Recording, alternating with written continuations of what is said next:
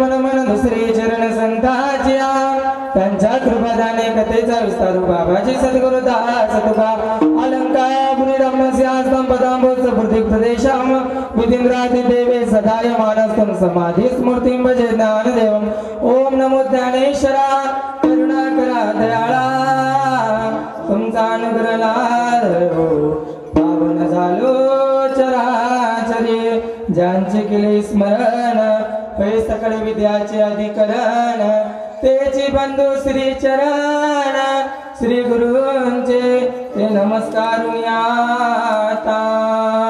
ओम नमो ज्ञानेश्वरा ओम नमो Dnyaneshwara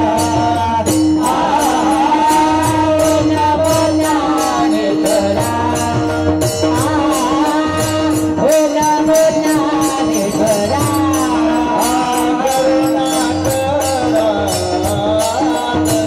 Oh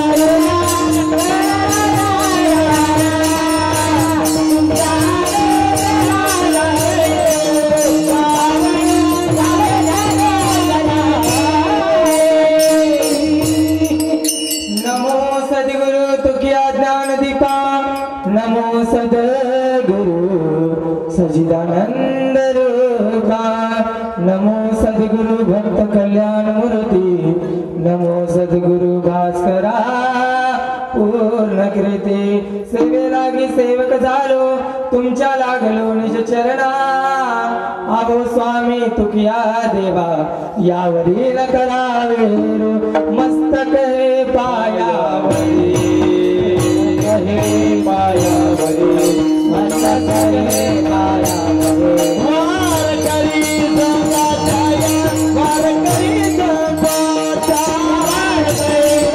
जगाताया वार करी जगाताया वार करी जगाताया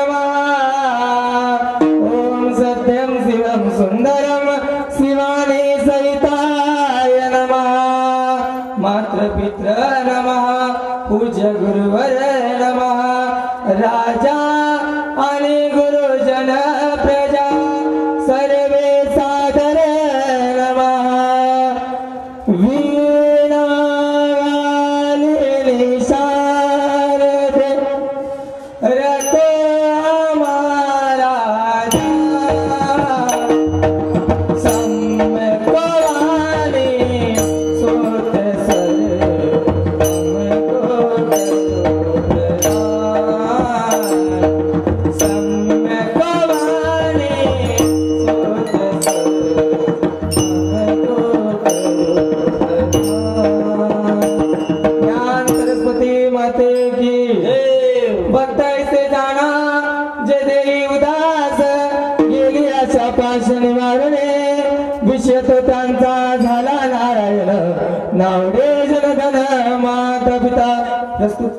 प्राप्त स्थळी चिंतन ठिकाणी निवडलेला अभंग यावत भूतला येणारा प्रत्येक जण जीवाचा उद्धार करण्याकरता आपले देह अखंड झिजणारे भक्त वितराग संपन्न पंचमुक्तीने निर्माते महाराष्ट्र भूषण देवनिवासी जगद्गुरु तुकाराम महाराज सकलकंठ भूषित ज्ञानेश्वरी यांचा 4 चरणाचा संतांचा महती प्रतिपादित करणारा अभंग सेवेकरता निवडलेला आहे विठ्ठल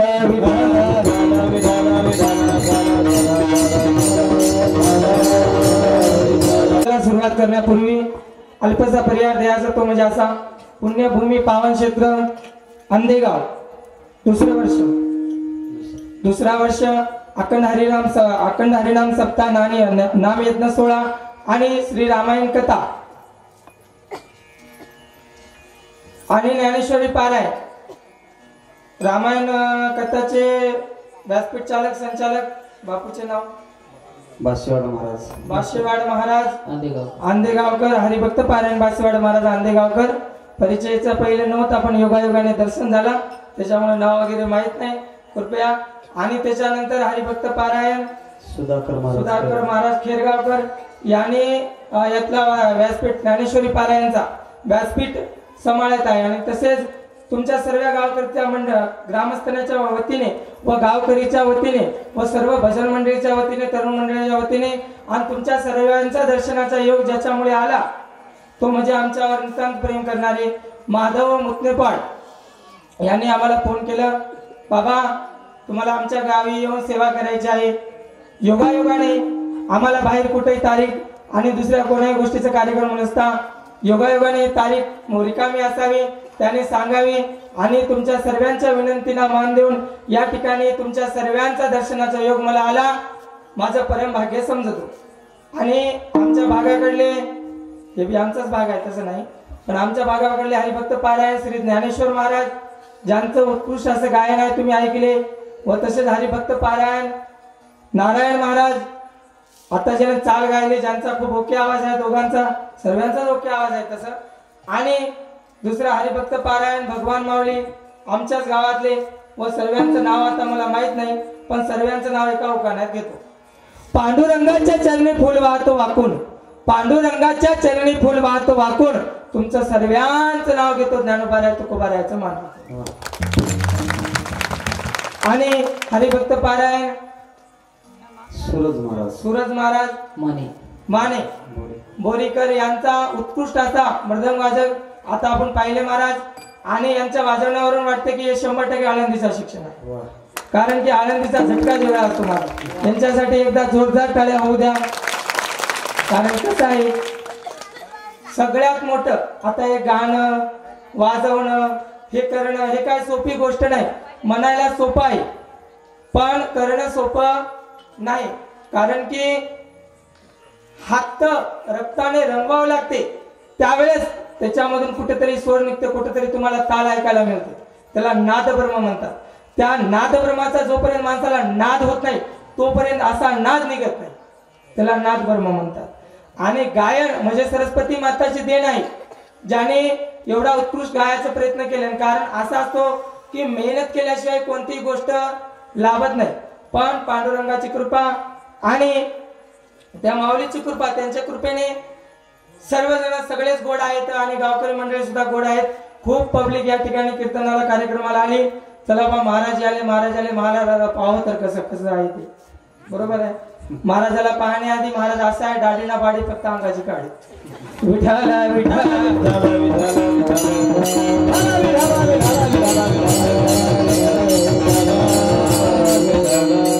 सर्वच मंडळी गोड आहे. अभंगाचा थोडक्यात भावार्थ, भक्त ऐसे जाण. कसे भक्त चालले पाहिजे, जे पूर्णपणे आपल्या देहावरती उदास आहे त्याला भक्त म्हणा. गेली आशा पाश निवारण, ज्यांच्या जीवनामध्ये कुठल्याही प्रकारचा आस, ज्यांचा आस आणि पास हे समूळ नष्ट झालेला आहे त्यांना खरा भक्त म्हणा. त्यांचा एकच विषय असतो फक्त विषय तो त्यांचा झाला नारायण. नावडे जनधन माता पिता, त्याला जनही आवडत नाही, धनी आवडत नाही आणि माता पिता सुद्धा आवडत नाही. मग लोक म्हणले का हो तुकोबाराया, तुम्हाला जन आवडत नाही, तुम्हाला धन आवडत नाही, तुम्हाला माता पिता आवडत नाही. ज्यावेळेस तुमच्यावर निर्वाणीची वेळ येईल, ज्यावेळेस तुमच्यावर कोणता संकट येईल त्यावेळेस तुम्हाला त्याच्यातून सोडवेल कोण? त्याचा उत्तर तुकाराम महाराज तिसऱ्या चरणात देतात. निर्वाणी गोविंदा असे मागे पुढे काही जसा घडे पडवणे दे. मला भियायचं कारण नाही, मला घाबरायचं कारण नाही. कर्तुम हा कर्तुम जगाचा चालक मालक पांडुरंग परमात्मा सतत माझ्या पाठी मागे आणि माझ्या पुढे आहे. चौथ्या चरणामध्ये महाराजाला लोक विचारतात आम्ही नेमकं परमार्थ करायचं कसं? त्यावेळेस महाराज सांगतात तुम्ही परमार्थ करा आणि दुसऱ्याला सुद्धा करू द्या. तुमच्यानं होत नसल तर तुम्ही करू नका, पण जे करत आहे त्याला तुम्ही अडवू नका. जर तुम्ही त्याला आडपाय घातले तर तुमची गती काय होईल? तुका म्हणे सत्य कर्म व्हावे साय, घातलिया भय नरका जाणे. ही गती कोणाची होईल? जे परमार्थ करणाऱ्या माणसाचा आड येतो त्याची गती होईल. शब्दशः माझ्या बुद्धीप्रमाणे अभंगाचा भावार्थ असा आहे. विठ्ठल कीर्तनाला सुरुवात करण्यापूर्वी 2-3 मुद्दे आहेत. सर्व श्रोतेगण कृपया आपल्या चेहऱ्यावर थोडा आनंद ठेवा. अजिबात डोंगर कोसळल्यासारखं बसू नका. कारण आहे जो फूल खिलता है वो भगवान के चरणों पे जाता है. जो फूल खिलता है वो भगवान के चरणों पे जाता है और जो फूल मुरझा जाता है वो डस्टबिन में नहीं तो गटर में जाता है. त्याच्यामुळे चेहऱ्यावर आनंद ठेवा. आनंद असणं गरजेचं आहे पहिली गोष्ट. आणि दुसरी गोष्ट कीर्तनात बसले हाताने टाळी मुखाने नाम एवढं तुमच्याकडे तासभर काम तरच कीर्तन लवकर सुटणार, नाही तर नक्की तांबडं फुटणार. एक म्हणला मी उठणार, मग कोरोना तुला गाठणार, तो म्हणला मी बसणार, मग तू 100% हसणार. विठाल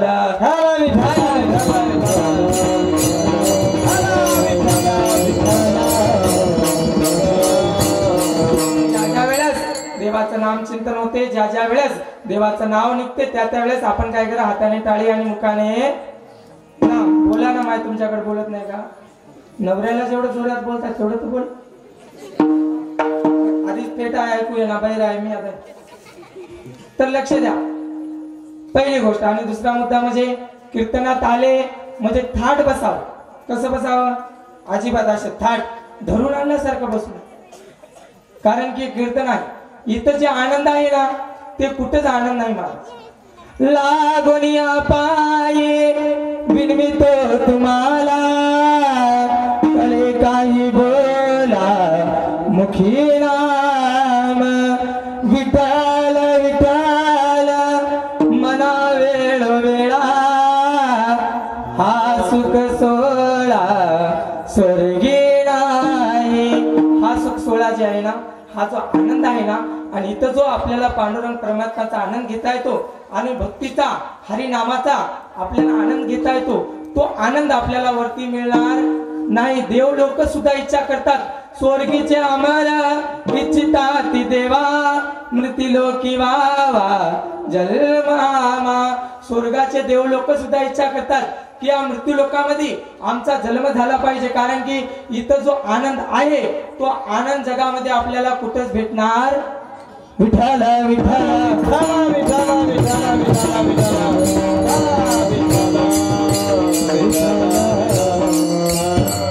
लहान मुलाला सुद्धा सांगणं आहे, तुम्ही सुद्धा शांत बसा. आपण म्हणता की लहान मुलं देवाघरचे फुल आहेत, बरोबर आहे ना महाराज? लहान मुलं देवाघरचे फुल आहेत, बरोबर आहे, देवाघरचे फुल आहेत. असंच मी एका ठिकाणी कीर्तनाला गेलो. कीर्तनाला गेल्याच्या नंतर घरात आता बसलो, ज्यांच्या घरी होतं जेवणाचा कार्यक्रम, त्यांच्या घरी बसल्याच्या नंतर तो टीव्ही पाहत होता. तर लहान मुलाचा आवडीचा विषय कोणता आहे? कार्टून. कार्टून, बरोबर, कार्टून. मग ते कार्टून पाहत होता. मी तिथं बसलो. बसल्याच्या नंतर त्याला म्हणलं, बाबा बातम्या लाव, बातम्या. तो म्हणतो, का म्हणून लाव मी बातम्या? तुम्ही सांगणार कोण? मी म्हणलो, मी महाराज आहे. काय पोत्रात दिसतो का? ते म्हणते महाराज आहे. बरं ठीक आहे, महाराज हा ना, मग का म्हणून लाव? तुमचं का म्हणून ऐकू? अरे बाळा, मी 5 मिनिट तुझ्या घरी बसणार, जेवणार, मग निघून जाणार. काम सावरला कुणबी मन आहे ना आपला. मग तशा प्रकारे काम झालं की मी निघून जाणार.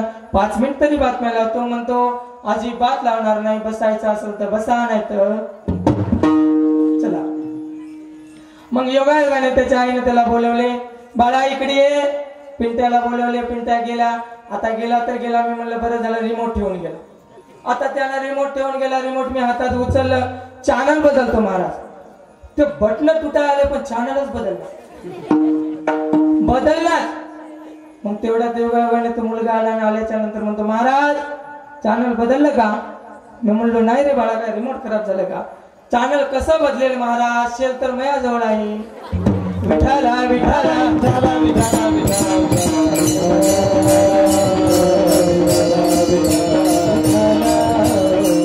मग आपली संस्कृती कुठेतरी बिघडत आहे. लहान मुलाला पहिले काळ होता महाराज, पहिले लहान मुलं जर हातात मोबाईल घेतले की त्याची आई म्हणायची, बाळा मोबाईल ठेव, अभ्यास कर. आता जरा उलट झालं. बाळाला म्हणते, बाळा मोबाईल घे, अभ्यास कर. कारण की मोबाईलवर अभ्यास झाला महाराज. म्हणून तर पहिल्याच्या जमान्यामधले काही लोकांना 70चे झाले, 75चे झाले, अजून डोळ्याचं डिस्प्ले आहे, सगळं चित्र दिसते. आपल्याला 12 वर्षात आणि 15 वर्षात चष्मा आहे. आणि चष्मा घालले की माणूस कसं दिसतो महाराज ते पाहता. मग तसं मग आपली संस्कृती कुठेतरी बिघडत आहे. याला कुठेतरी सुधारायचं हवं. कारण की लेकराकडून तुम्ही मोबाईल देण्याऐवजी हरिपाठ करून घ्या. हरिपाठी कीर्ती मुखे जरी गाय पवित्र होय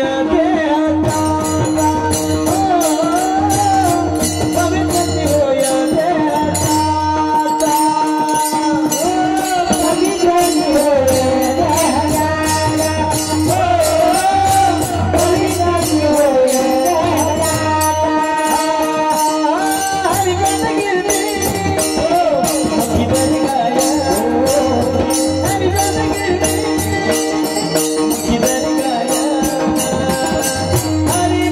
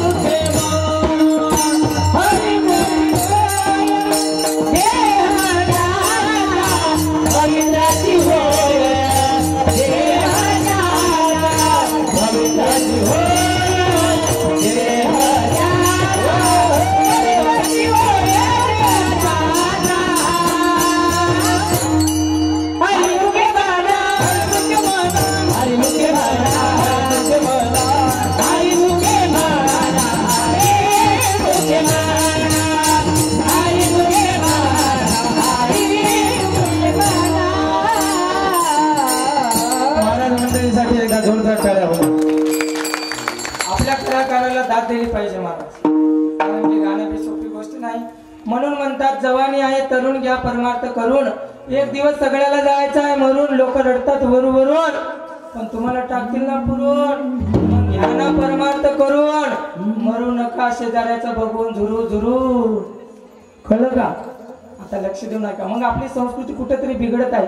आपण लेकराला संस्कार देणे महत्त्वाचे आहे, आणि संस्कार देणं हे आई वडिलांचं काम आहे. कारण लेकरांचे गुरु सुद्धा आई वडील आहेत आणि लेकरांचे शत्रू सुद्धा आई वडील आहेत. आपण लेकराला चांगला मार्ग आणि चांगलं ज्ञान आणि चांगली दिशा दिली तर आपण गुरु झाले, आणि आपणच आपल्या आई वडिलांसोबत जर वाईट वागले तर आपण शत्रू झाले. कारण की ते म्हणतात ना महाराज, शुद्ध बीजाच्या पोटी बळी रसाळ गोमटी मुखी अमृतवाणी देह देहाच्या. तसं आहे महाराज. तसं जसं आहे, जसं आपण शेतात टाकता तसंच निघते की नाही? चुकीचं आहे का हे? चुकीचं आहे का? नाही ना. जे आपण शेतात टाकतात तेच निघते. मग आपले लेकरं कुठेतरी बिघडत आहे, आणि 70% आता तरुण मंडळी परमार्थाकडे नाही महाराज. तुमच्या गावाकडे आलं तर खूप आनंद वाटते. काही काही ठिकाणी कीर्तनाला जा, एकही मुलगा नाही, सगळे बहिष्कार झाले. ते बिचारे थकून गेलेले, दात पडलेले, तर बोलताय ना कोंड कोंड रे बापू, मोकळं सोड. आता सुधारणार गेलं, काय करणार? मग तसं आहे. पण येतं तरी चांगले तरुण मंडळी लागले, आणि अजून तरुण मंडळी सुधरा आणि गळ्यात टाळ घाला. तुम्ही गळ्यात जर टाळ घातली तर तुमचे आई वडील तुम्हाला टाळ गळ्यात जर पाहिले, 5 वर्षाने त्यांचं आयुष्य वाढून जातं. ही ताकद वारकरी संप्रदायामध्ये आहे, आणि ही ताकद या टाळामध्ये आहे, आणि ताकद ह्या जाग्यामध्ये आहे, ही ताकद या कार्यामध्ये आहे. त्याच्यामुळं आपण आपले लेकरं घडवणं हे महत्वाचं आहे. आपल्या लेकराला देवाच्या नावाची गोडी लावा. म्हणून म्हणतात ना, कधी लागेल रे वेडा तुला गोळी गोळी अभंगाची. कधी लागेल रे वेडा तुला ही गोळी अभंगाची. कधी लागेल रे वेडा तुला गोळी अभंगाची.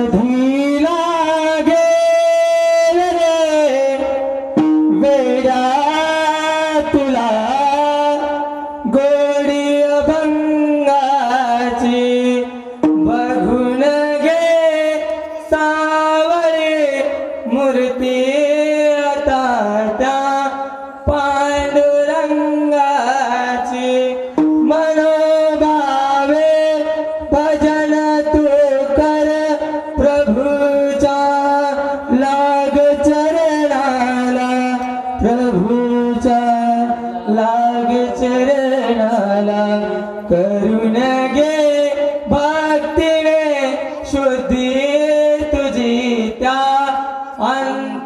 अंतरंगाची. मग देवाच्या नावाची गोडी लागणं गरजेचं आहे महाराज. बऱ्याच लोकांना गोडी लागलेली आहे, पण देवाची आहे का? नाही. देवाच्या नावाची गोडी लागतच नाही महाराज. त्याला गोडी वेगळीच लागते. म्हणून म्हणतात ना, विषय तो विषयाचा परिपाडू, गोड परमात्मा लागे कडू कडू. विषय तो गोडू जीवासी झाला. महाराज, जे संसार दुःख नसतं काय, जे आपल्याला दुःख देणार आहे ते आपल्याला गोड वाटतं, आणि जे खरा परमार्थ आपल्या आयुष्यभर आपल्या सोबत राहणार आहे ते आपल्याला कडू वाटतं. वाटतं की नाही?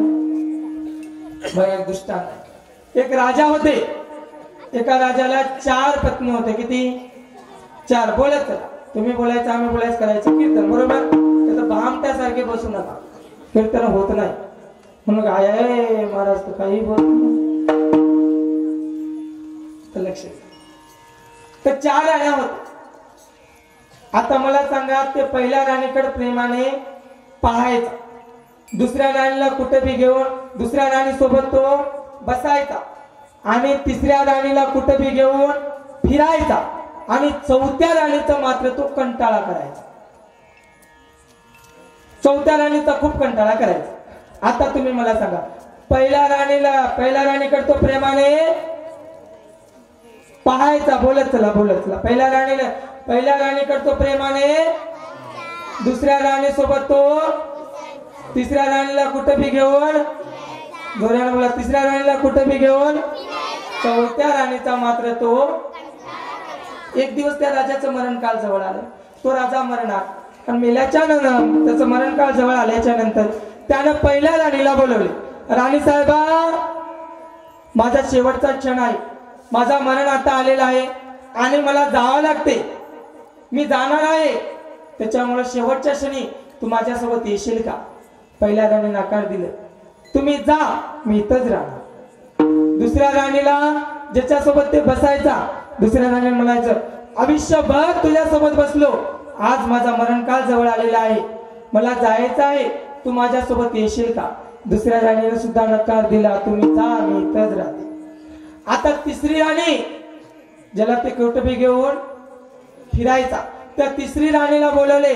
राणी साहेबा, आयुष्यभर तुम्हाला सोबत घेऊन फिरलो, कधीच तुमचा कंटाळा केला नाही, तुम्हाला सोबत घेऊन फिरलो, कधीच तुमची साथ सोडली नाही. त्या तिसरी राणीला सांगलं की माझा मरणकाळ जवळ आला, तू माझ्या सोबत शेवटच्या क्षणाला येशील का? तिसरी राणी म्हणली, तुम्ही जा, मी दुसरी कोणाची होतो. चौथी राणी, ज्यांचा तो खूप कंटाळा करायचा, तो चौथी राणी, त्या चौथ्या राणीला म्हणलं, बोलवलं, राणी साहेबा, मी कधीच उभ्या आयुष्यात तुझ्याकडे प्रेमाने पाहिलं नाही, तुझ्यासोबत चांगलं राहिलं नाही, मी म्हणू तरी कसं, कोण्या तोंडाने तुला म्हणू, पण म्हणतो माझा शेवटचा क्षण आलेला आहे, तू माझ्यासोबत येशील का? त्यावेळेस चौथ्या राणीने म्हणली, देवा, ज्यावेळेस आपलं लग्न झालं तेव्हापासून तुम्ही असं कुठे कीर्तनात जायचे, कार्यक्रमात जायचे, ते तर मी तुम्हाला पाहायचं तर मला खूप आनंद व्हायचा, आणि तेच आनंद मानून मी तुमच्या सोबत आयुष्य काढत आहे, मी तुमच्या सोबत कुठं बी येतो. आता तो राजा कोण? तो राजा कोण? ओ पाठीमागे बसलेली मंडळी, झोपी गेले का? तो राजा कोण? सांग ना तूच. तो राजा दुसरा तिसरा कोणी नव्हे, तो राजा आपण. तुम्ही म्हणशाल कसं? तुम्ही सर्व, तुम्ही म्हणशाल कसं? आपल्याला सुद्धा 4 राणी आहे. तुम्ही म्हणशाल कसं? एकानेच 5 वाड्या उघड्या केल्या, दुसरी केलं, 4 केलं तर मडच नाही, असं काम आहे. विठाला विठाला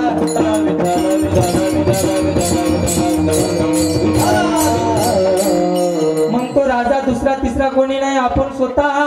आपल्याला सुद्धा 4 राणी आहे. पहिली राणी आपला शरीर. पावडर काय लावी, लिपस्टिक काय लावी, आबा बाबा बाबा एवढा मेकअप करते. लग्नात जाना फाना महाराज, पाहिलं तर पाहू वाटत नाही, पण आपल्या घरी तो दशा आहे, सांगू वाटत नाही. अशी शरीर मरणाच्या वेळेस या शरीराला विचारा, आपल्या सोबत येते का? येते का? नाही. दुसरी राणी आपली, हे समाज, हे जग ज्याच्यामध्ये आपण वावरता विचारता, या जगाला विचारा, शेवटचा क्षण आहे, मरण काळाच्या वेळेस आपल्यासोबत येईल का? येणार का महाराज? नाही. आपली तिसरी राणी पैसा, धन, शेवटच्या क्षणाला विचारा की माझ्यासोबत येशील का? ज्या धनासाठी आपण एवढं तडपड करतात ते सुद्धा आपल्यासोबत येत नाही. आणि आपली चौथी राणी सत्कर्म आणि परमार्थ, ज्यांचा आपण एवढं कंटाळा करता, ते आपल्या सोबत येणार आहे महाराज. म्हणून म्हणतात, धन काम आहे, दोस्त काम आहे, पैसे तक, खुद की पत्नी काम आहे, शरीर तक, घर के लोगा काम आहे, शमशान तक, खुद का शरीर काम आहे, चिता तक, उसके आगे काम आता की येसो कर्म. एका टायमाला आपल्याला आपलं देव माफ करेल, पण आपले कर्म माफ करणार. केले कर्म झाले, केली भोगाले,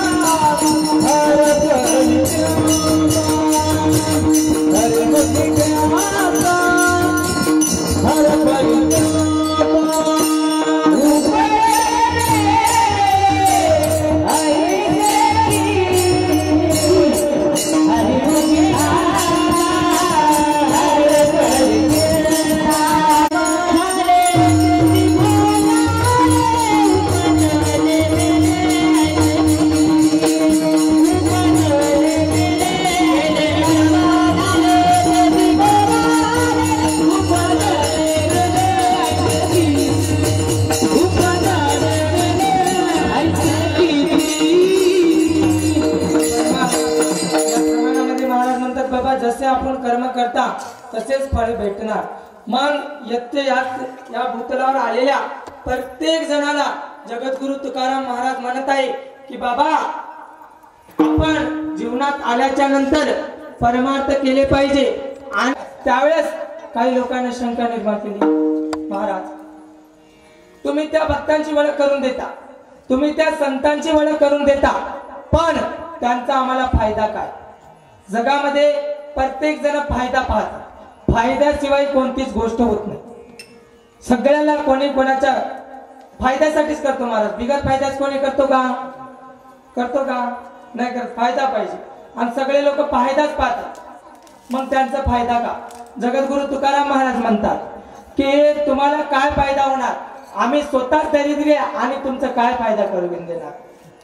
आम्ही सदैव सोडके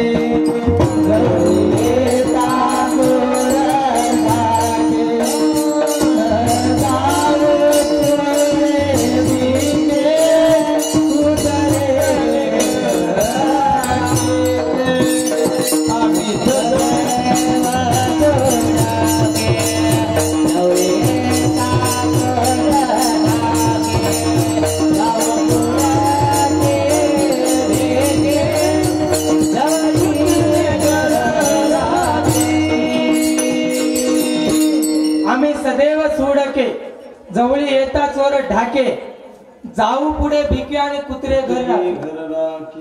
तसं आहे महाराज। मग आम्ही स्वतःच दरिद्रिया, मग तुमचा फायदा काय करून देणार? त्यावेळेस लोक तुकोबारायाला म्हणतात, तुकोबाराया तुम्ही जर आमचा फायदा करून देत नसाल तर तुमच्या भक्तांची ओळखीची गरज आम्हाला नाही, तुमच्या संतांच्या ओळखीची गरज आम्हाला नाही। त्यावेळेस त्यांचं उत्तर जगद्गुरु तुकोबाराया फार सुंदर देतात, जर तुम्हाला त्या संतांच्या ओळखीची गरज नाही, तुम्हाला त्या भक्तांच्या ओळखीची गरज नाही, पण एका गोष्टीची गरज तुम्हालाच नव्हे तर विश्वातील सर्व मानव जातीला आहे, तो म्हणजे सुख। प्रत्येकाला सुख पाहिजे। दुःखात उदिजते जंतु सुख सर्वे रुचिते। असं कोणालाच वाटत नाही की माझ्या वाटेला दुःख यावं, प्रत्येकाला वाटते की माझ्या वाटेला सुख आला पाहिजे, मी सुखी राहिला पाहिजे। म्हणून तर म्हणतात माझा लागे दुःख ऐसा कोणी भावे ना जीवे। या जगाच्या पाठीवर मला दुःख यावं असं म्हणणारा कोणीच नाही, परंतु महाभारतामध्ये एक व्यक्ती होऊन गेली ज्यांचं नाव आहे कुंती माता। माझ्या जगाच्या बापाने कुंती मातेला विचारावं, अगं आत्याबाई काहीतरी मागून घे। त्यावेळेस आत्याबाई म्हणते, कुंती माता म्हणते, देवा काय मागणार आहे मी तुझ्या जवळ? त्यावेळेस आणि मी जे मागल ते तू देशील का? त्यावेळेस देव म्हणतो, आत्याबाई तू जर माझ्या जवळून माझा प्राण जरी मागितली तरी मी तुला द्यायला तयार आहे, तू फक्त माग। त्यावेळेस देव आत्याबाई म्हणते, कुंती माते म्हणते की बाबा जर तुला मला खरंच काही द्यायचं असेल आणि खरंच काही द्यायचं आहे तर माझ्या वाटेला सदैव दुःख येऊ दे, माझ्या वाटेला सदैव दुःख येऊ दे असं कुंती मातेने देवासमोर मागले। त्यावेळेस देव आश्चर्यचकित झाले की आजपर्यंत माझ्या द्वार माझ्या चरणी जो कोणी आला सर्व जण सुख मागितले आणि तू मात्र दुःख मागत आहेस। त्यावेळेस कुंती माते फार सुंदर उत्तर देते। कुंती माते म्हणते की ज्यावेळेस माणसाला सुख राहतो त्यावेळेस तुला कोणी आठवण करत नाही, करतेत का महाराज? आणि ज्यावेळेस माणसाला दुःख राहतो ते तुला आठवल्याशिवाय राहत धोंडा महिना आलता ना तुमच्याकडे आलता ना सगळ्याचकडे होता. मग त्या महिन्यामध्ये आपण देवाजवळ गेले बरोबर. देवाला धोंडा चढवला. माता माऊली इकडे पहा, मी पाहण्यासारखं आहे ना. विठाला विठाला विठाला विठाला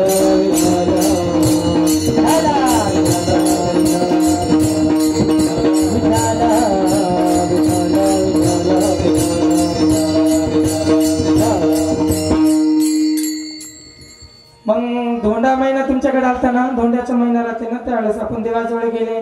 देवाला धोंडा चढवले ना माहीत सगळे तुम्ही. होय माता माऊली धोंडे चढवले. धोंडे बरोबर. देवाला केवढूशे धोंडे? माणसाचे धोंडे देवाचे. देवाची पोळी माणसाची. फरक आहे की नाही? साधारण माता माऊली देवाला जरी घरी भजे वगैरे केले असेल ना महाराज, चढवायला जरी गेली ते अर्धच भज चढवते देवाला. पूर्ण चढवलं त्या देवाच्या गळ्यात अडकून जाणार आहे ना? अडकणार नाही. कसं आहे बरं माणसाची वृत्ती अशी आहे की नाही? पण आपण देवाजवळ सहज जरी गेले तर देवाला काय म्हणतात? देवा माझं घर सुखी राहू दे, माझा परिवार सुखी राहू दे, मी सुखी राहू दे, माझे नातेवाईक सुखी राहू दे, बाकीच्याच मला घेणं देणं. बाकीचे कुठे जरी गेले तरी मला घेणं देणं नाही, फक्त मला सुख पाहिजे. तर जगद्गुरु तुकोबाराय सांगतात, तुम्हाला जर खरंच सुख पाहिजे असेल तर आपण त्या सुखाचा कुठेतरी पत्ता चुकलो पत्ता. त्याच्यामुळे आपल्या वाटेला सदैव दुःख येत आहे, सुख भेटत नाही. म्हणून जगद्गुरु तुकाराम महाराज सांगतात, सर्व सुखाची आशा जन्म गेला,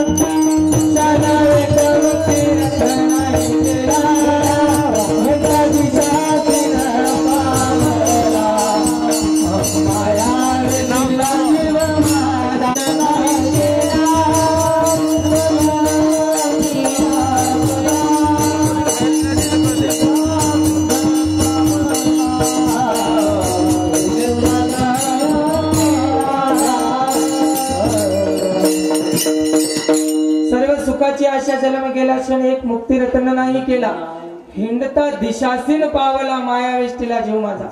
आपण आपल्या जीवनामध्ये सुखेच्या आशेत जगत आपण सुख आपल्याला भेटत नाही. सुख जवळ पडे दुःख पर्वता एवढे. आपल्याला वाटेल की बाबा आज सुख मिळेल, उद्या सुख मिळेल, आपण सुखाच्या आशेत पण आपण सुख घेऊन जगणार गेले मला. आपण बघा तुम्हाला एक सांगतो, ज्यावेळेस एका व्यक्तीच्या पाठीमागे वाघ लागला. वाघ म्हणजे कळतो ना? वाघ वाघचं नाव काढलं सांगतो. वाघ प्युअर मांसाहारी आहे ना. वाघाला रक्त पाहिजे आणि मांस पाहिजे. कोणाला? वाघाला. त्याच्यानंतर गाय शाकाहारी आहे. आता वाघासमोर जर मिरची, कांदे, कोथिंबीर, गवत नेऊन ठेवले की ते खातो की? खाते की नाही खात.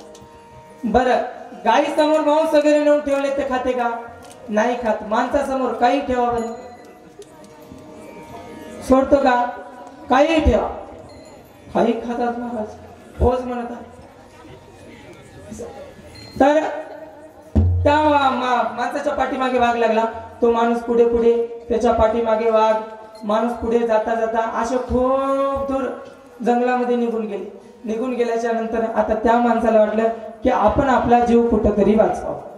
मग त्याला जीव वाचवण्यासाठी थोडं पुढे गेलं, त्याला तिथे एक विहीर दिसली. विहीर. मग त्यानं त्या विहिरीमध्ये उडी मारावी, पण आपण वाघाच्या सावडीत जायचं नाही, आपल्याला आपला जीव वाचवायचं आहे असं म्हणून त्यानं ठरवलं. आणि ठरवल्याच्या नंतर गेल्याच्या नंतर त्याने विहिरीमध्ये उडी मारली. त्यांचे कर्मधर्म चांगले होते. त्या विहिरीच्या बाजूला एक वडाचं झाड होतं आणि त्या झाडाचे पारंब्या लोंबलेले होते. पारंब्या म्हणा, मुळ्या म्हणा, लोंबलेल्या होत्या. मग त्यानं त्याला धरून लटकून राहिला. आणि खाली पाहावा दुर्दैवानं तर त्या विहिरीमध्ये, विहीर कोरडी होते, त्या विहिरीमध्ये एक नागोबा होता. खाली पाहावं नागोबा आणि वरी पाहावं वाघोबा. आणि त्याच पारंब्याला एक मौळाचा पोहा बसलेला. मग जसं झाड हललं ते मौळ उठलं महाराज की त्यांचे माशा येऊन याला चावू लागले, याला कष्ट होऊ लागला, त्रास होऊ लागला, यातना होऊ लागले. त्यावेळेस त्या हल्लेल्या मौळ्याच्या मधाचं थेंब कुठून त्यांच्या डोक्याच्या वाटेवर नाकावर नेऊन तोंडात पडलं. तेवढं क्षणिक सुख त्याला भेटलं. आपल्या जीवनात सुद्धा थोडंसं सुख आहे, कळलं ना? आपल्या जीवनात सुद्धा थोडंसं सुख आहे, त्याला तेवढंच सुख भेटलं, दुसरं भेटलं का? एवढंच. आपल्या जीवनात थोडंसं सुख आहे, पण आपण म्हणतात बाबा माझ्या एवढं सुखी कोणी नाही. बरोबर, आपली वृत्ती अशी आहे. परंतु जगद्गुरु तुकाराम महाराज म्हणतात, जर तुम्हाला खरंच सुख पाहिजे असेल तर नवे नवे तुम्हाला त्या भक्ताची आणि त्या संताची ओळखीची गरज आहे. लोक प्रश्न करतात.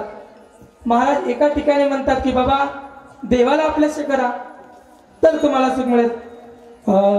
आपला तो एक देव करुणी गावा,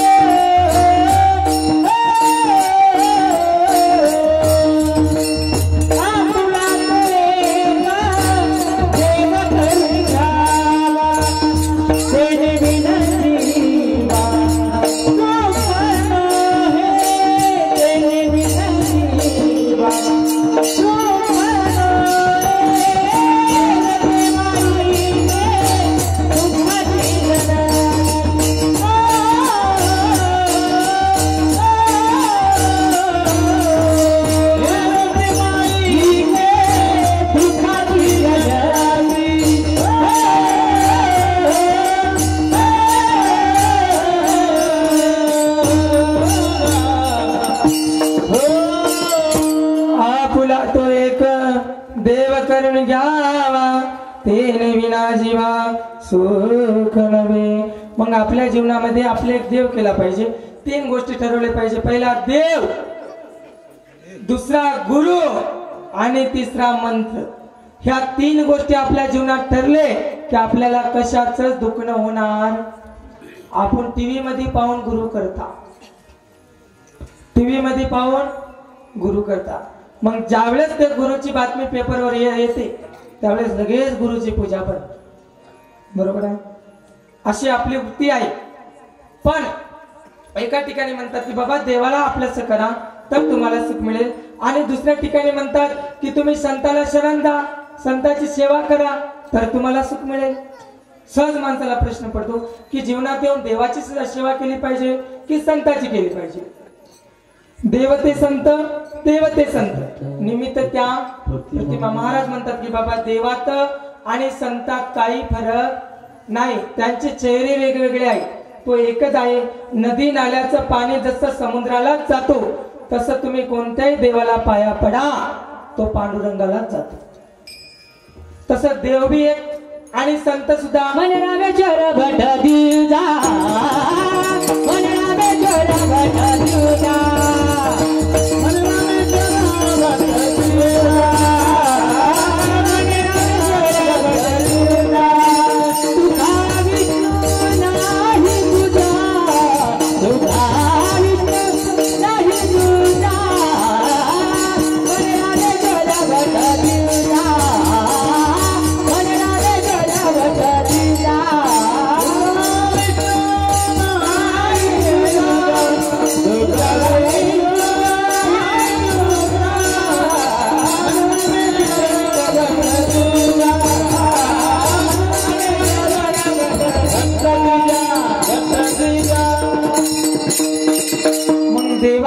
आणि भक्तात काही फरक नाही महाराज. देव बी तेच आहे आणि संत बी तेच आहे.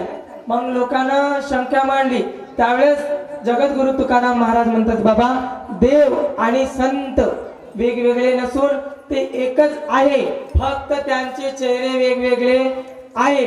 मग आपण प्रामुख्याने देवाची जर सेवा केली अनिष्ट प्राप्ती आणि संताची जर सेवा केली इष्ट अनिष्ट डबल प्राप्ती. मग जगद्गुरु तुकाराम महाराज म्हणतात आपल्याला सर्वांना की आपण प्रामुख्याने त्या संताला शरण गेले पाहिजे. मग ते संत कोणते आणि ते भक्त कोणते, ते भक्त कसे ओळखायचे? महाराज अभंगाच्या प्रथम चरणात भक्त ऐसे जाना जेथेही उदास, भक्त ऐसे जाना जेथेही उदास, भक्त ऐसे जाना जेथेही उदास, भक्त ऐसे जाना जेथेही उदास, भक्त ऐसे जाना जेथेही उदास, भक्त ऐसे जाना जेथेही उदास, भक्त ऐसे जाना जेथेही उदास, भक्त ऐसे जाना जेथेही उदास. गेले आच्या पासे निवडणी, गेले आच्या पासे निवडणी, इथे येते दादा दादा दादा गेले, इथे येते दादा दादा दादा गेले, गेले दादा दादा गेले, इथे येते दादा दादा दादा. भक्त ऐसे जाना जेथेही उदास, गेले आजा बाजरी वादळी, गेले आजा बाजरी वादळी, गेले आजा बाजरी वादळी, गेले आजा बाजरी वादळी. बाळांनो शांत बसा. तुम्हाला एक प्रश्न विचारायचा छोटस.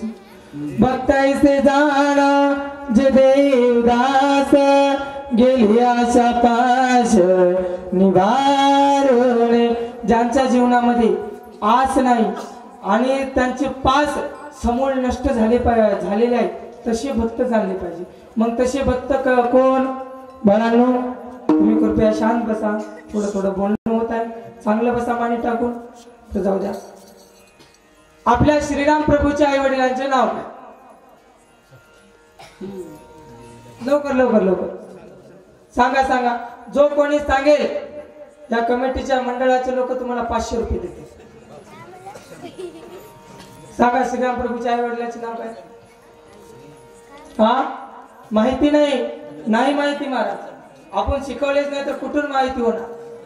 त्याच्यामुळे लेकराला घडवण्यासाठी पहिले आई वडील कुठेतरी ज्ञानेश्वरी वाचले पाहिजे, पारायण केले पाहिजे, कुठेतरी बसले पाहिजे, तर आपले लेकर शिकतात, घडतात. नाही माहित नाही महाराज. आता एक छोटासा प्रश्न आहे, बैठे बैठे सावधान, स्ट्रेट बसा. 3 वर्षापूर्वी एक पिक्चर रिलीज झाला. हिरोचं नाव परशा, हिरोईनचं नाव आर्ची. त्या पिक्चरचं नाव काय? विठाला विठाला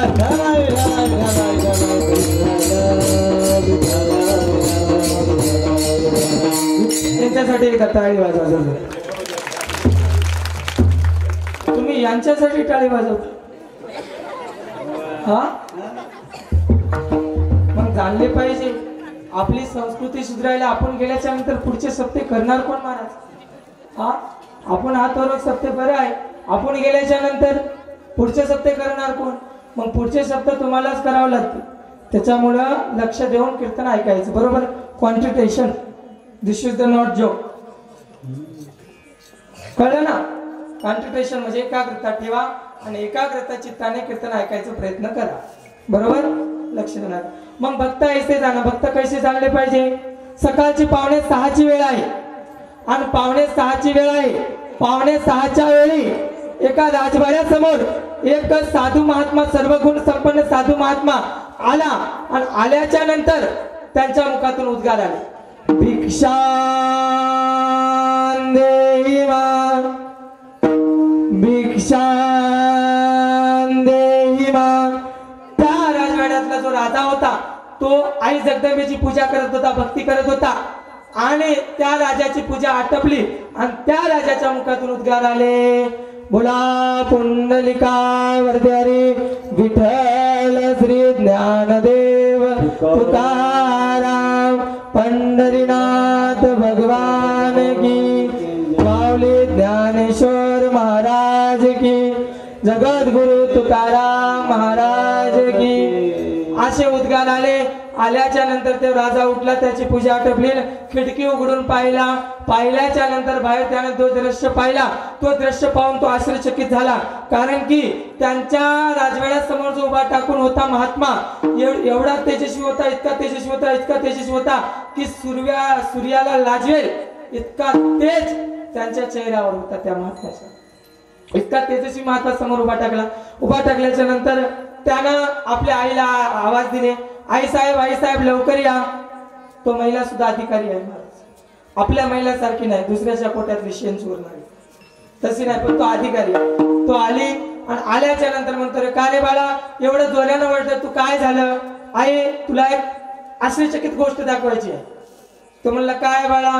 ती म्हणली काय बाळा? त्यावेळेस तो राजा म्हणतो, बघ आई, आपल्या राजवाड्यासमोर आपल्या दरवाजासमोर किती तेजस्वी महान पुरुष उभा टाकलेला आहे. त्यांच्या चेहऱ्यावर इतका तेज आहे की सूर्याच्या अस्तित्वाला लाजेल इतका तेज देखील त्याच्या चेहऱ्यावर आहे. त्यावेळेस आईने म्हणली, बाळा हे काही साधा सुद्धा पुरुष नाही, हे नक्कीच महापुरुष असावं. आपण एक काम करू, आपण कुठेही तीर्थयात्रेला जायची गरज नाही, कुठे जायची गरज नाही, आपण त्या महात्म्याला शरण जाऊ आणि त्या महात्म्याची सेवा करू. मग आई साहेबांनी आपल्या कणकाला आवाज दिला. कणक म्हणजे कळतो ना, हिशोब करणारा कोषाध्यक्ष, बरोबर. मग त्याला आवाज दिला, त्याला बोलवल्यानंतर त्याला सांगितलं, आपली जेवढी संपत्ती आहे सगळ्या संपत्ती एका कागदावर उतरव आणि उतरून आणून मला दे. मग त्या कणकाने सगळी संपत्ती त्या कागदावर उतरवली. उतरल्याच्या नंतर ते कागद आणून राजाच्या हातात दिलं आणि राजाने तो कागद घेतला आणि त्या महात्माच्या झोळीमध्ये टाकून दिला. आणि त्या महात्म्याला म्हणला, हे घ्या, याच्यावर आमची सर्व संपत्ती आहे, सगळं आहे आणि आम्हाला शरण द्या, आम्ही आयुष्यभर तुमची सेवा करू. असं सांगल्याच्या नंतर त्या महात्म्याने पाहिल्याच्या नंतर सगळी संपत्ती ह्याने त्याच्या नावावर केलेली दिसली महाराज. असं पाहिल्या त्या महात्म्याने जसं कागद टाकलं तसं त्या कागदाचे हजारो तुकडे केले आणि सांगितलं, मला याची काही आवश्यकता नाही. याला म्हणतात देहावरती उदास असणे, देहावरती उदास असणे. आपलं तसं आहे का महाराज? तो महात्मा कोण? तो महात्मा दुसरा तिसरा कोणी नसून तो महात्मा म्हणजे रामदास स्वामी, आणि तो राधा दुसरा तिसरा कोणी नसून आपले महाराष्ट्राचे आराध्य दैवत छत्रपती शिवाजी महाराज. तो महात्मा, ते राजा होते महाराज. मग त्याने तसं सांगल्याच्या नंतर सगळं राजवाडा द्यायला तयार झाले, तरी घेतला नाही. असे भक्त, देहावर उदास आणणारे भक्त आपण जाणले पाहिजे. पण आपलं तसं नाही महाराज. आपल्याला दुसऱ्याचं चांगलं झालेलं कधीच पावत नाही. एक असं डॉक्टर साहेब जवळ गेला. डॉक्टरला म्हणलं, डॉक्टर साहेब माझा पोट दुखतो, काहीतरी इलाज करा ना. डॉक्टर साहेब म्हणतो, केव्हापासून दुखतो? हे म्हणतो, समोरच्याने बंगला बांधला तेव्हापासून दुखतो. आपल्या समोरच्याने काही केलं की आपलं पोट दुखायला सुरू होतं महाराज, बरोबर आहे ना. एखाद्याने गाडी घेतली, आपण म्हणतो हप्त्यावर घेतली. असं एखाद्याने हुंडा जास्त घेतला, आपण म्हणतो पोरीत खोड. असं एखाद्याने घेतलाच नाही, मग 100% लपडा असेल महाराज. विठाला विठाला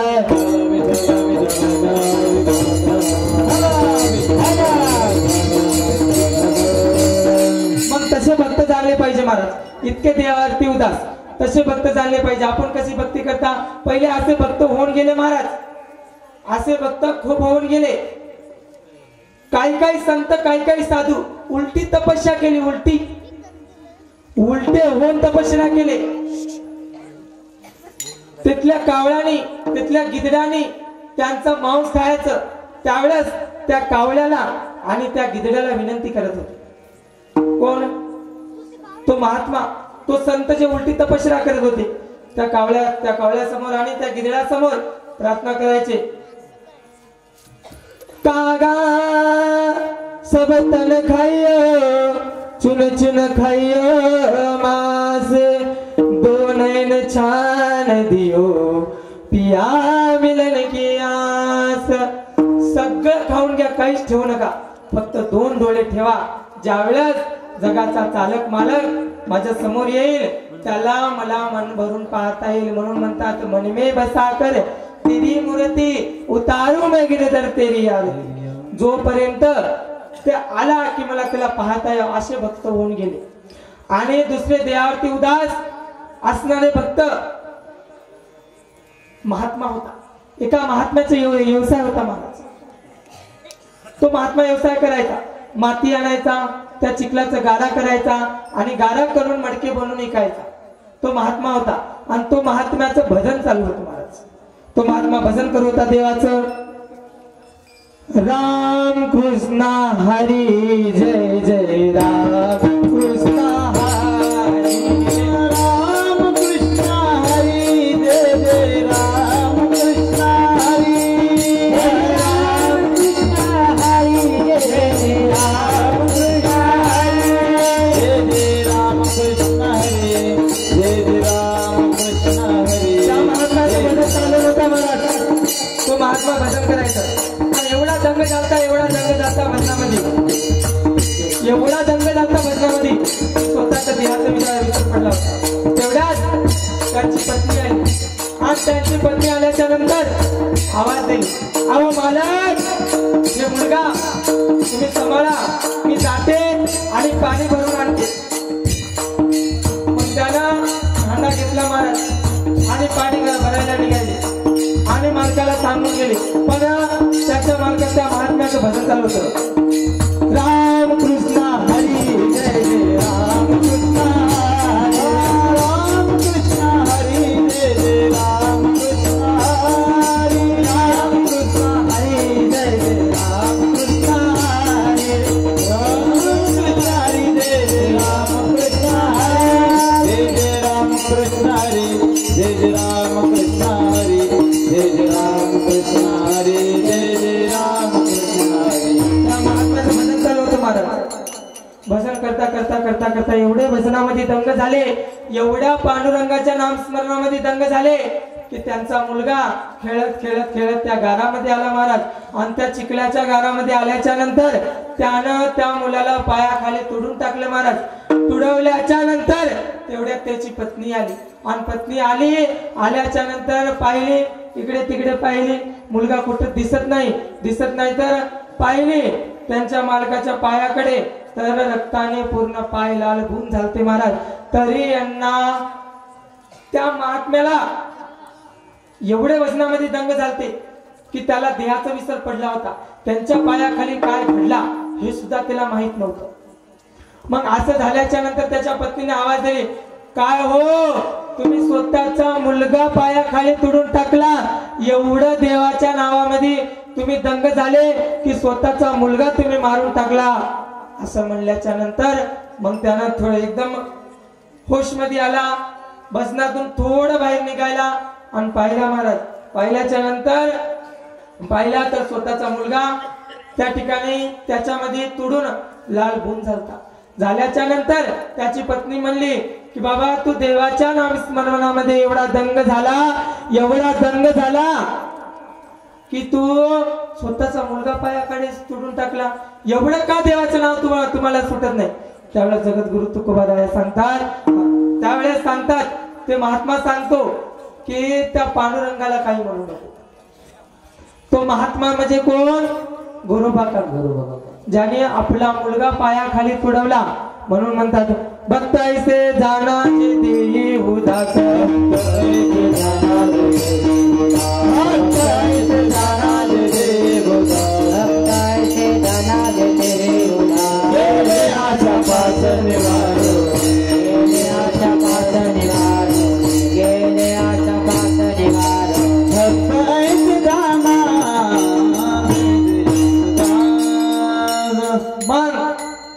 असे भक्त चालले पाहिजे आणि असे भक्त आपण ओळखले पाहिजे. आपल्याला भक्तीचं म्हणलं की लय कटाळा महाराज, देवाचं नामस्मरण म्हणलं की लय कटाळा, भक्ती म्हणलं की किती कटाळा करतो. एक वारकरी बापू वारीला निघाले, 10 दिवसासाठी वारीला निघाले आता त्यानं वारीला निघता निघता त्याच्या पत्नीला सांगून गेला, अगं ऐक, मी 10 दिवसासाठी वारीला चाललो, तर 10 दिवस तू देवाची पूजा करून घे, पूजा करून घे. आपली पूजा करायची नियमावली आहे.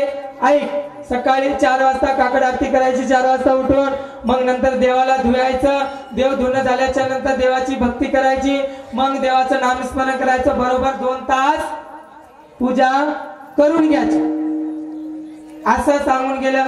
सांगल्याच्या नंतर हे तुझ्या मुलाला तू सांगून दे, असं सांगल्याच्या नंतर ते पंढरपूरला निघाले. त्यावेळेस त्या बाईने सांगितले, मालक तुम्ही अजिबात चिंता करू नका, लक्ष कीर्तनाकडे असू द्या, तुम्ही अजिबात चिंता करू नका, मी आहे, मी आपल्या बाळापासून आपल्या पिंट्यापासून पूजा करून घे. आता आपल्या पिंट्यापासून पूजा करून घ्या असं त्यानं ठरवलं. ठरवल्याच्या नंतर त्या ठिकाणी प्रसंग असा घडला महाराज. सकाळी 4 वाजले, हा झोपला. आईने संध्याकाळची वेळी त्याला बजावून सांगितलं की बाळा ऐक, सकाळी 4 वाजता उठायचं आहे. सकाळी 4 वाजता उठल्याच्या नंतर विठाला विठाला विठाला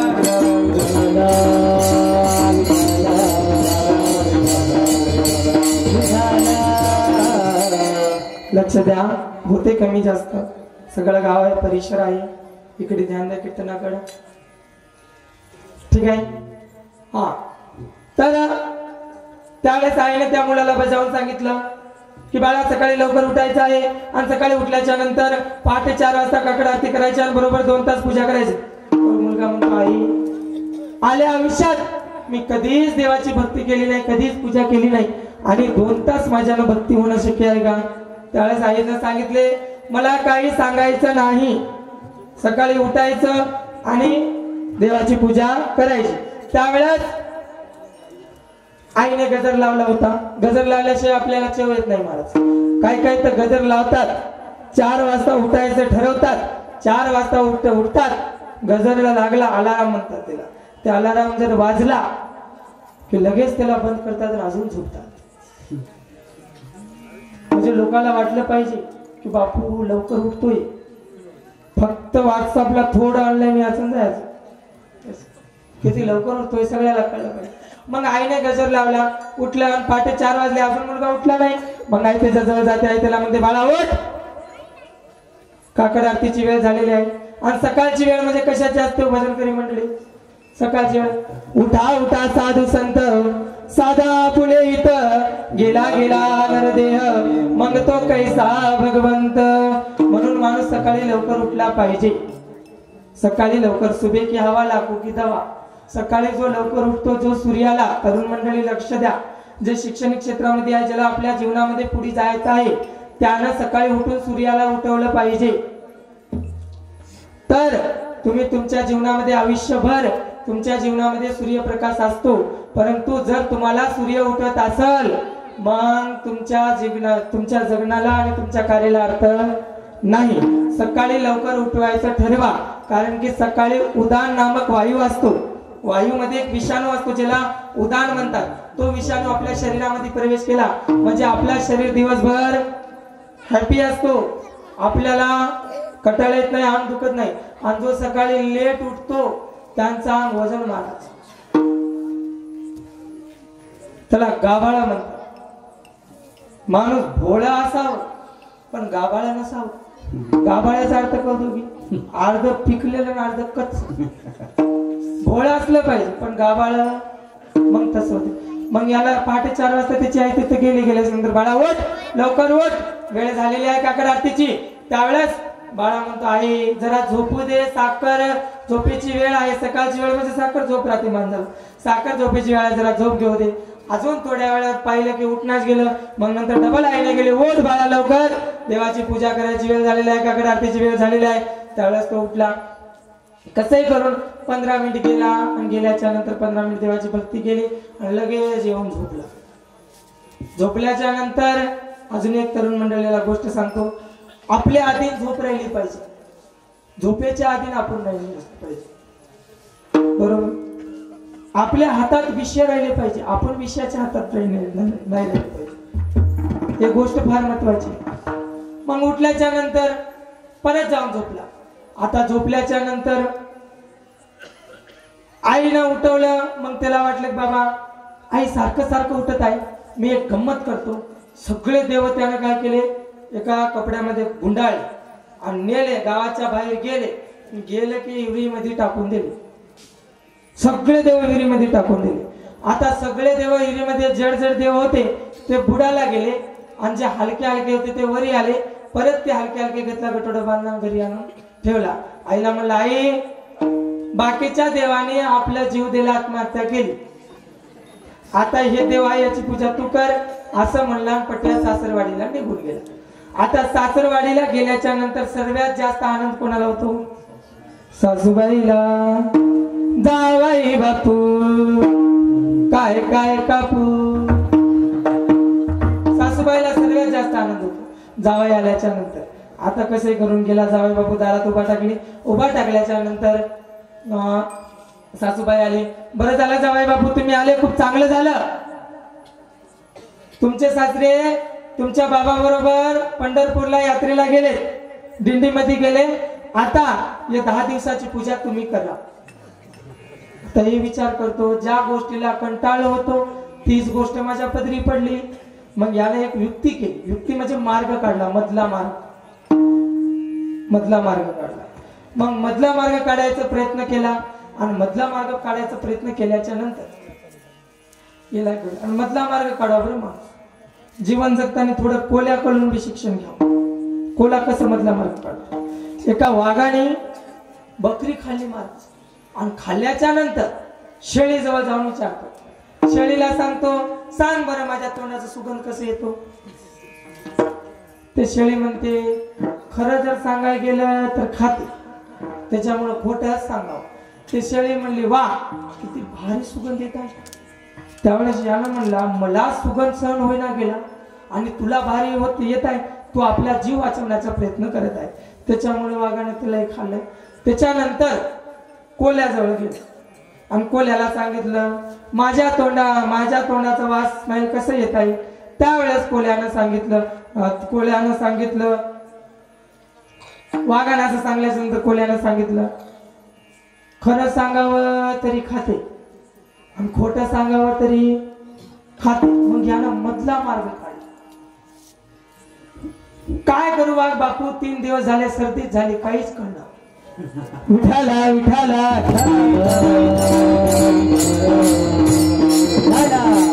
मग हे काहीच गोष्टी मला कळण्या गेली असं सांगल्याच्या नंतर मग याने युक्ती काढायचा प्रयत्न केला. कोण, जावाई बापू.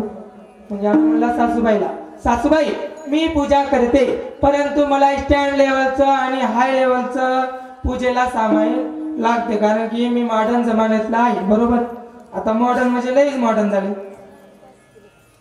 मग असं सांगल्याच्या नंतर पहिले माणसाला अंग भरून कपडे घ्यायचे महाराज, आता मॉडर्न आहे तर 6 जागी फाटलेलं. आता पुढून फाटलेलं आलं, काही दिवसांना मागून फाटलेलं. मग काहीच करायची गरज नाही, सगळा मोठा कारभार. जिकडे पावे तिकडे चतुर्भुज गोपाळ म्हणल्यासारखं. मग असं झाल्याच्या नंतर याने स्टँड लेवलचं, बरं ठीक आहे जावई बापू, आम्ही तुम्हाला स्टँडर्ड लेवलचं सामान आणून देऊ. धूप आणला, दीप आणला, कापूर आणली, अगरबत्ती आणली, स्टँडर्ड लेवलचं सगळं सामान आणलं. साहित्य आणल्यानंतर जावई बापून पूजा सुरू केली आणि पूजा सुरू केली. त्या पूजाचं सुगंध इतकं दरवळलं की शेजारच्या सगळ्या घरात जाऊ लागली. मग शेजारच्या बाईच्या घरात वास गेला, त्या बाईच्या नाकात वास आला. ती बाई आली आणि आल्याच्या नंतर ते बाई म्हणते, वा वा वा वा किती भारी पूजा झाली म्हणे आणि किती सुगंध येत आहे म्हणे पूजाचं. हे पूजा केली कोण. यानं म्हणलं आपला जावई बापू केली. कोण म्हणली, सासूबाई. आपल्या जावई बापूने पूजा केली. किती सुंदर पूजा झाली.